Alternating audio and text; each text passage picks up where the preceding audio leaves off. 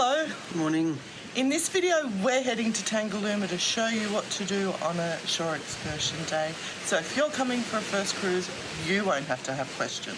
Come with us as we explore the island and look at what the resort's got to offer and do some fun things.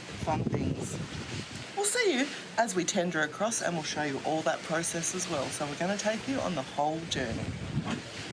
Tangalooma is a tendered port, which means the boat is docked offshore and they use lifeboat to ferry you from the ship over onto the island. If you don't have a shore excursion, you will need to book. You did with P&O, so check your cruise line to see if they have a booking system or if it's just a show up on the day, so you know what you're doing ahead of time. If you have a shore excursion, then you may actually be allocated a seat on a tender. You'll find Tangalooma on Moreton Island, which is just a 90-minute catamaran ride from Brisbane in Queensland. It is the third largest sand island in the world, and the Tangalooma Resort is on the spot of the old Tangalooma whaling station. Got the eco centre and the cruise passengers. Over there. I'm not off to a great start. Hit Tangalooma, went to the helicopter to check in for my ride. Because I'm a solo flyer, they can't guarantee me a spot.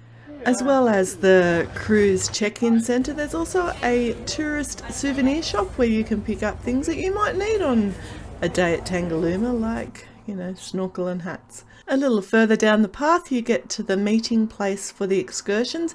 Now most excursions meet at the same place. We're going to talk about some of the other options later, but for now we're going to check out our glass bottom boat.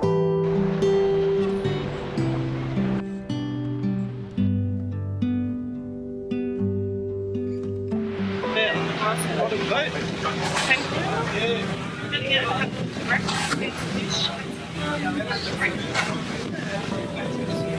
That there is the glass bottom bit. Let's turn the camera around and let's show you what Tangalooma looks like from the sea. The glass bottom boat lasts for about 45 minutes, and during that 45 minutes you get to go over to a seagrass area where you may be lucky enough to see a dugong or a couple of turtles pop up to say hello. We saw the turtles on the day that we were there. Next you do a loop around the 13 wrecks that have been deliberately sunk, that have now become a bit of a shelter and a bit of a marine hub.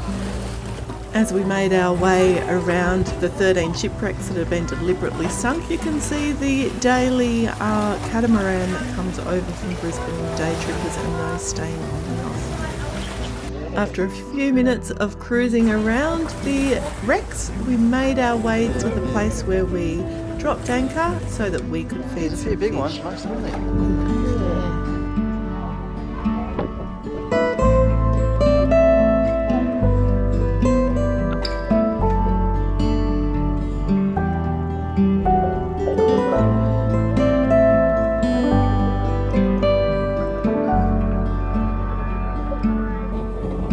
As we made our way back to the shore, we got to see other people enjoying excursions on the water.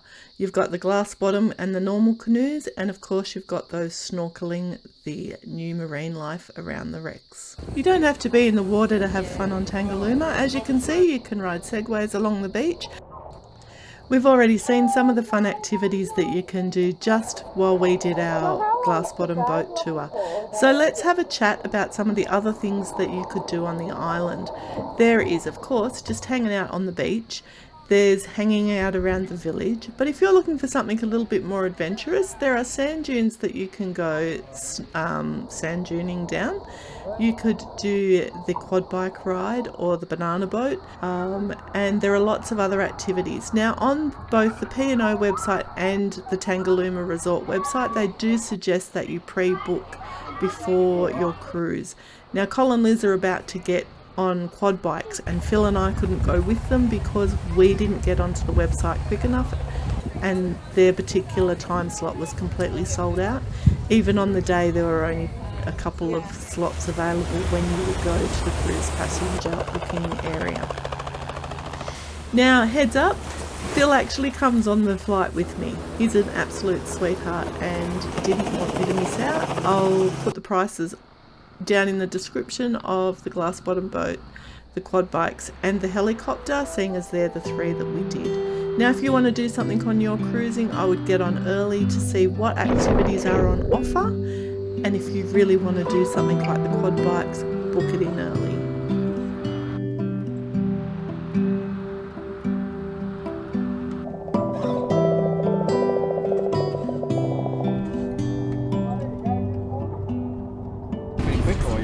Yeah, you can get, like, they kept moving me because I've ridden before. You keep your gap is going to be. That's what she said. Like, you're probably going to be better at the back because then you can give yourself a bit of room and stuff like that. So that's why they asked me, do I want to go at the back? And I said, yeah. So, yeah. And then they put me at the back. Yeah. Oh, actually, you were supposed to come in front of me. Well, they told me to go at the back, so I must be the best rider of all. You must be. There you go. It was brilliant. It was great. Yes. Yeah, really good. Well worth the money. Yeah. After Colin and Liz got off their quad bikes, it was my turn to get into the helicopter. My amazing husband joined me for the ride so that we could get a guaranteed spot and enjoy the 6 minutes together. I think deep down he really enjoyed it. The flight only lasts 6 minutes, as I said. It does a bit of a loop around the island, showing you the sand dunes. You get to fly over the wrecks and get to see Tangalooma Resort from the air. And of course you get to see the P&O Pacific Adventure anchored out at sea.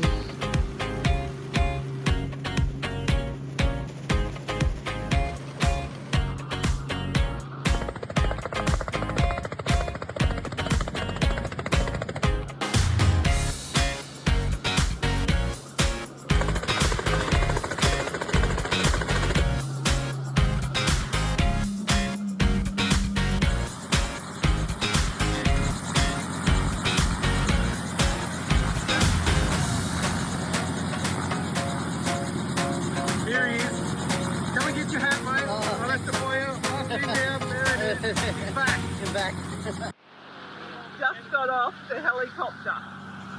Awesome. It might have only been 6 minutes, but it was so much fun. You have got to do it. I did forget to mention earlier in the video that we stored our stuff in lockers that were up near where we checked in for the glass bottom boat. It's also right near the segways if you're looking for it. Up that end of the resort there were restaurants. Through this tent was a big cafeteria area. So after the helicopter we walked back up there, got our stuff and then returned back to the dock to catch a tender back to the ship.